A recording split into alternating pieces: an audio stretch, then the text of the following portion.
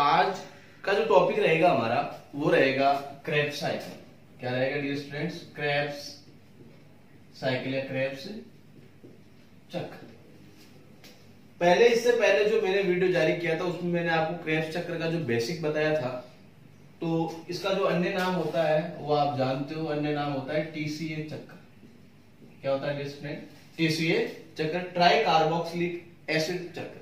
या इसका जो एक और नाम होता है वो होता है सिट्रिक एसिड साइकिल। क्या होता है? सिट्रिक एसिड साइकिल, क्योंकि इस चक्र के अंदर जो प्रथम स्थायी उत्पाद बनता है वो बनता है सिट्रिक अम्ल। और सिट्रिक अम्ल जो होता है उसके अंदर 3 कार्बोक्सिलिक समूह होते हैं, इसीलिए इसको टीसी चक्र के नाम से भी जानते हैं और सिट्रिक एसिड साइकिल के नाम से भी जानते हैं। अब देखो, क्रेब्स जो नाम दिया गया है, ये सबसे पहले जो दिया था वो दिया था हैंस एडोल्फ ने। हैंस एडोल्फ क्रेब्स ने। किसने दिया था? हैंस एडोल्फ क्रेब्स ने जो है सबसे पहले ये नाम दिया था, इसीलिए इसका नाम क्या पड़ा है? क्रेब्स चक्र पड़ा है। तो देखो, एक रिएक्शन जो स्टार्टिंग में मैंने आपको बताई थी, मतलब एसिटाइल कोएंजाइम का जो निर्माण बताया था, वो जो निर्माण वाली जो रिएक्शन है वो कई बार क्या होता है कि बहुत सारे बुक्स में ऐसा बच्चे पढ़ते हैं कि ये जो रिएक्शन है ये क्रेब्स चक्र से संबंधित है, जबकि वो क्रेब्स चक्र की जो रिएक्शन है नहीं होती है, वो रिएक्शन जो है अलग है। तो वो रिएक्शन क्या है उसको अपन एक बार जो है देखते हैं। हमने पढ़ा था कि जो पायरुविक अम्ल होता है, जो पायरुविक अम्ल होता है, अब हम जानते हैं कि पायरुविक अम्ल जो है वो कितने कार्बन युक्त है? ये 3 कार्बन युक्त होता है। कितने कार्बन युक्त? 3 कार्बन। ये जुड़ता है यहाँ पे कोएंजाइम के साथ में। किसके साथ में? कोएंजाइम के साथ में। और यहां पे जो है एंजाइम की उपस्थिति पायरुविक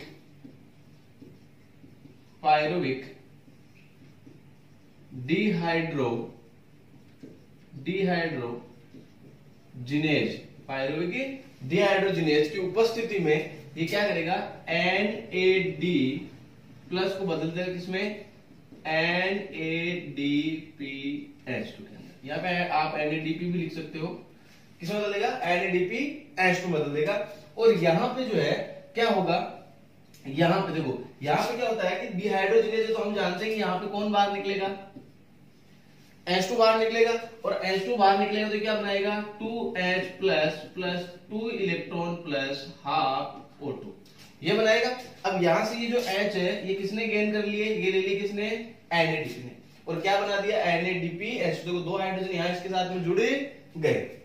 इसके अलावा यहाँ पे जिस रिएक्शन में वो काम आता है Mg++La, लिपोइक अम्ल जो निकल पड़ा था, और साथ में आता है थायमीन पायरोफॉस्फेट TPP।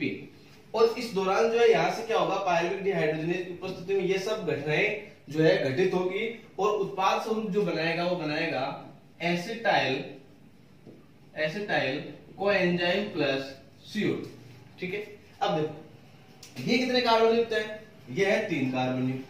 और यहां से जो है CO2 को रिमूव कर रहा है। CO2 को रिमूव करते क्या बना रहा है? 3 से 1 कार्बन जो है बाहर निकल गया। तो कितने कार्बन बच गए डियर स्टूडेंट्स? देखो, 3 में से 1 कहां निकल गया? बाहर निकल गया। तो 3 में से 1 गया तो बचे कितने? 3 में से 1 गया तो बचे कितने? 2। तो यहाँ पे जो ये कार्बन कंपाउंड, ये जो उत्पाद है कितने कार्बन कंपाउंड होगा? 2 कार्बन युक्त होगा। तो यही हमने पढ़ा था वहां पे। अब देखो, ये जो एसिटाइल कोएंजाइम होता है ये किस तरह से काम कर सकता है? तो यहाँ पे देखो, जो 3 पदार्थ है, सबसे पहले बात करें अपन कार्बोहाइड्रेट की, दूसरी बात करें अपन फैट की, और तीसरी बात करें अपन प्रोटीन की। तो तीनों से जो सबसे पहले जो बनने वाला पदार्थ होगा वो कौन होगा? एसिटाइल कोएंजाइम होगा। और फिर ये एसिटाइल कोएंजाइम आगे किसमें काम में आता है हम जानते हैं। आगे किसमें काम में आएगा? क्रेब्स चक्र में काम आएगा। तो यहां पे अपन देखते हैं कि ये एसिटाइल कोएंजाइम जो कैसे जो इंटरलिंक होगा। तो देखते हैं अपन,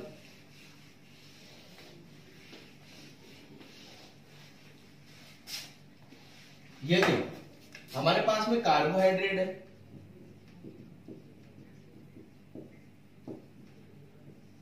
साथ में जो है हमारे पास में सेकंड नंबर पे है वसा, जिसे हम फैट भी बोलते हैं, और थर्ड पे नंबर पे जो है वो है प्रोटीन। क्या है? प्रोटीन। अब देखो इन तीनों का टारगेट जो है वो है क्या, एसिटाइल कोएंजाइम का निर्माण करना। तो कार्बोहाइड्रेट जो होता है ये क्या करेगा यहाँ पे, ये करेगा, हम जानते हैं यहाँ पे क्या करेगा, ग्लाइकोलाइसिस। क्या करेगा, ग्लाइकोलाइसिस। और कार्बोहाइड्रेट ग्लूकोज, कार्बोहाइड्रेट के रूप में कौन, ग्लूकोज, जो हमने पहले ही पढ़ लिया ग्लाइकोलाइसिस के अंदर। और यहाँ पे क्या बनाएगा, ये बनाएगा पायरुविक अम्ल। कितने कार्बनिक, 3 कार्बनिक। और ये पायरुविक अम्ल अभी जो हमने रिएक्शन पढ़ी थी पायरुविक डिहाइड्रोजनेज की उपस्थिति में क्या बना देगा, यहां से एसिटाइल कोएंजाइम। क्या बना देगा, एसिटाइल कोएंजाइम। ऐसे जो वसा होता है ये भी किसका निर्माण करता है, एसिटाइल कोएंजाइम का। और यहां से ये भी क्या करेगा, किसका निर्माण करेगा, प्रोटीन भी एसिटाइल कोएंजाइम का निर्माण करेगा। मतलब यहाँ पे क्या होगा, डीएमिनेज होगा, इसका डीएमिनेज एंजाइम आएगा। और डीएमिनेज होने से प्रोटीन क्या बना देगा, यहाँ पे एसिटाइल कोएंजाइम बना देगा। ऐसे ही जो है वसा भी क्या करेगा, एसिटाइल। अब ये जो एसिटाइल कोएंजाइम है आगे किसको प्रोसेस करेगा, ये करेगा किसको, क्रेब्स चक्र। तो यहाँ पे तीनों के तीनों जो है ग्लूकोज के रूप में जो कार्बोहाइड्रेट है, वसा और प्रोटीन, ये तीनों जो एसिटाइल कोएंजाइम बना के यहाँ से क्या बनाएंगे, क्रेब्स चक्र का प्रारंभ करेंगे। तो देखते हैं अब हम क्रेब्स चक्र को, क्रेब्स चक्र क्या होता है हम बात करेंगे। तो क्रेब्स चक्र में मैंने जैसे कि आपको पहले बताया था कि जो पायरुविक एसिड वाला जो स्टेप था उसमें जो है उत्पाद स्वरूप क्या बन रहा था, 2 कार्बन कंपाउंड एसिटाइल कोएंजाइम बने रहा था। अब ये जो एसिटाइल कोएंजाइम है आगे किसको चलाएगा, डियर स्टूडेंट्स, क्रेब्स चक्र को कंप्लीट करेगा।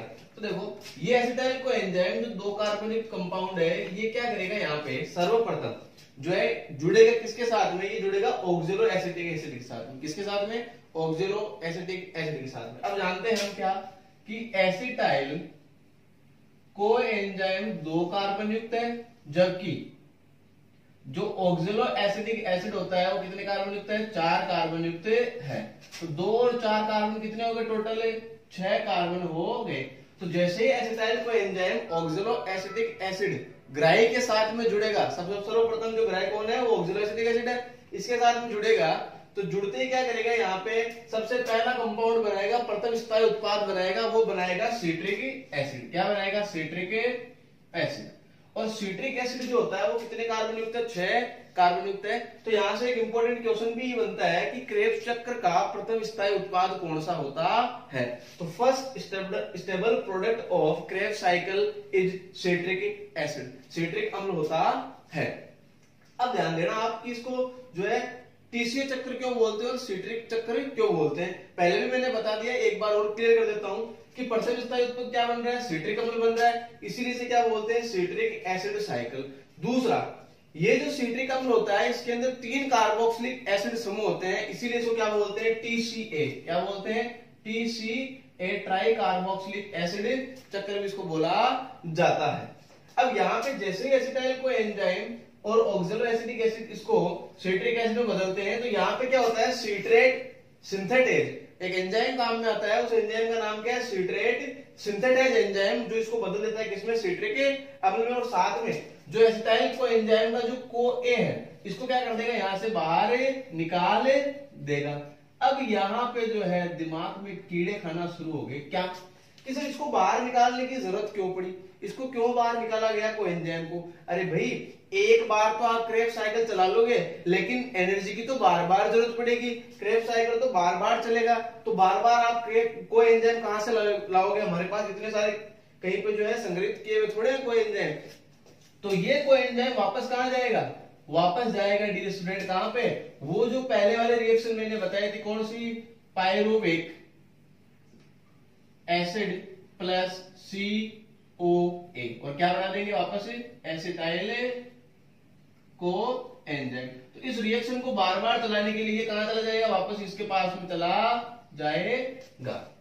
अब देखो अगला जो सिट्रिक एसिड जो बना है ये क्या करेगा, यहां से एक एंजाइम एकोनिटेज की उपस्थिति में, कौन सा एंजाइम है, एकोनिटेज की उपस्थिति में, और यहाँ पे एक तत्व काम में आता है, ध्यान देना इंपोर्टेंट है ये तत्व, कौन सा है, Fe+2 आयरन जो है यहाँ पे एक यौगिक है, ये जो सूर्य तत्व है ये क्या करेगा, यहाँ पे एकोनिटेज एंजाइम की उपस्थिति में क्या बना देगा, सबसे पहला कंपाउंड वापस बनाएगा, इसके बाद में वो बनाएगा सिस एकोनिटेट। क्या बनाएगा, सिस एकोनिटेट बनाएगा। ये भी कितने कार्बन युक्त है, 6 कार्बन युक्त होता है। वापस ये तो सिस एकोनिटेट बना है, ये क्या करेगा, Fe+2 की उपस्थिति में एंजाइम वापस वही आएगा एकोनिटेज, और क्या बना देगा वापस, आइसोसिट्रेट। क्या बना देगा, आइसोसिट्रेट। क्या बनाएगा स्टूडेंट, आइसोसिट्रेट बनाएगा। अब देखो यहां से ये जो 3 स्टेप थी, इसमें जो है किसी प्रकार का जो रिडक्शन या रिडक्टेज एंजाइम काम में नहीं आ रहा है, मतलब नॉर्मल जो है आप इस रिएक्शन को यहां से डायरेक्ट बाईपास भी कर सकते हो। लेकिन जैसे आइसोसिट्रेट बना 6 कार्बन युक्त, तो यहाँ पे एंजाइम अगला काम में आएगा आइसोसिट्रिक डिहाइड्रोजिनेज। और ध्यान देना, मैंने पहले ही बताया था कि जहां जहां क्या आता है, डिहाइड्रोजिनेज आता है, वहां वहां क्या होगा, removal of H2। Removal of H2 होगा तो ये किसमें टूटेगा, 2H+ 2 electron plus half O2 के अंदर। अब ये 2H+ क्या करेगा, यहाँ पे जैसे डिहाइड हो जाएगा, यहाँ पे NAD+ इसको ग्रहण करेगा और किसमें रिडक्ट हो जाएगा, NADH2 के अंदर। अब देखो ऐसा ही यहाँ पे हुआ, जैसे आइसोसिट्रिक डिहाइड्रोजिनेज आया, NAD+ किसमें बदल जाएगा, NADH2 के अंदर बदल जाएगा। अब देखो जैसे ही ये एंजाइम काम करेगा आइसोसिट्रेट पे और NAD+ NADH2 के अंदर बदलेंगे, तो अगला कंपाउंड जो बनेगा डियर स्टूडेंट, वो बनेगा अपना ऑक्जेलोसक्सिनेट। क्या बनेगा, ऑक्जेलोसक्सिनेट बनेगा। ये भी कितने कार्बन युक्त है, 6 कार्बन युक्त होता है। तो यहां तक अगर ओवरऑल देखें अपन, तो 1 6 कार्बन युक्त, 2 6 कार्बन युक्त, 3 6 कार्बन युक्त और चौथा भी 6 कार्बन। तो कितने जो है यौगिक 6 कार्बन युक्त बन रहे हैं, 4 बन रहे हैं। ध्यान देना कितने, 4 बन रहे हैं। अब आगे की बात करते हैं, ये ऑक्जेलोसक्सिनेट ये क्या करेगा, यहां से डीकार्बोक्सिलेशन करेगा। क्या करेगा, डीकार्बोक्सिलेशन। डीकार्बोक्सिलेशन का मतलब पहले मैंने आपको बता दिया, रिमूवल ऑफ CO2। तो यहां से CO2 को क्या कर देगा, बाहर निकाल देगा। तो जैसे CO2 बाहर निकलेगा, तो ये कितने कार्बन युक्त है, अभी 6 कार्बन युक्त है, और कितने बाहर निकल गए, 1। तो कितने बच गए, 5। तो अगला कंपाउंड कौन सा होगा, 5 कार्बन युक्त। तो यहाँ पे डीकार्बोक्सिलेशन करके सबसे पहले ये बनाता है क्या, सबसे पहले यहाँ पे बनाएगा क्या,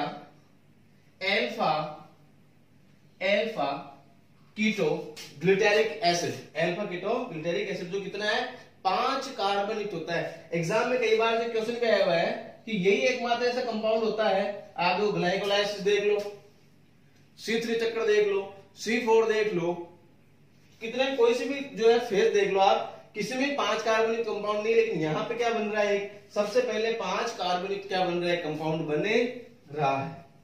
अब देखो यहाँ पे ये क्या करेगा, यहां से वापस क्या होगा, अगले एंजाइम की उपस्थिति में अल्फा कीटो डिहाइड्रोजिनेज। पहले मैंने आपको बताया, जहां डिहाइड्रोजिनेज आएगा क्या होगा, H2 बाहर निकलेगा, 2H+ 2 इलेक्ट्रॉन हाफ O2 में NAD को ग्रहण करेगा, क्या बना देगा, NADH2 बना देगा। तो वही प्रोसेस यहाँ पे हो रहा है, NAD क्या बना रहा है, NADH2। अब यहाँ पे क्या हो रहा है, देखना डियर स्टूडेंट्स, यहाँ पे क्या है, कोएंजाइम वापस काम में आ रहा है। कोएंजाइम की क्या हो रही है, एडिंग हो रही है। वापस कोएंजाइम क्या हो रहा है, एड हो रहा है। और यहां से क्या बना रहा है, अगला कंपाउंड बना रहा है सक्सिनाइल कोएंजाइम। क्या बना रहा है, सक्सिनाइल कोएंजाइम। और साथ में क्या हो रहा है, इसका भी क्या हो रहा है, डीकार्बोक्सिलेशन हो रहा है। मतलब क्या हो रहा है, ये CO2 को बाहर निकाल रहा है। तो अभी 5 थे, 5 में से वापस 1 गया, कितने बचे, 4 कार्बन। तो अगला कंपाउंड कौन सा होगा, 4 कार्बन युक्त। तो सक्सिनाइल कोएंजाइम कितने कार्बन युक्त है, 4 कार्बन युक्त। अब ये क्या करेगा, एक एंजाइम की उपस्थिति में, सक्सिनाइल सिंथेटेज की उपस्थिति में, कौन सा एंजाइम, सक्सिनाइल सिंथेटेज की उपस्थिति में क्या करेगा, यहां से ADP + IP को जोड़ते हुए क्या बना देगा, ATP बना देगा। और ध्यान देना यहाँ पे सक्सिनाइल कोएंजाइम का जो है कन्वर्जन हो जाएगा किसके अंदर, सक्सिनेट के अंदर। और ये भी कितने कार्बन युक्त है, 4 कार्बन युक्त। लेकिन ध्यान देने वाली बात क्या है कि मैंने आपको प्रीवियस वीडियो में बताया था सबस्ट्रेट लेवल फॉस्फोराइलेशन। मतलब क्या हो रहा है कि कोई भी पदार्थ, जैसे मैं कहूं कि ये कोई पदार्थ है, ये जो है इसकी जो इसमें जो निहित ऊर्जा है वो बिना ETS में जाए सीधे ADP से क्या बना देना, ATP बना देना है। क्या कहलाता है, सबस्ट्रेट लेवल फॉस्फोराइलेशन कहलाता है। तो यहाँ पे क्या होगा, सबस्ट्रेट लेवल फॉस्फोराइलेशन होगा, मतलब किसका क्या होगा, यहाँ पे जीडीपी प्लस आईपी क्या बना देंगे, जीटीपी बना देंगे। ये भी आप याद रख सकते हो।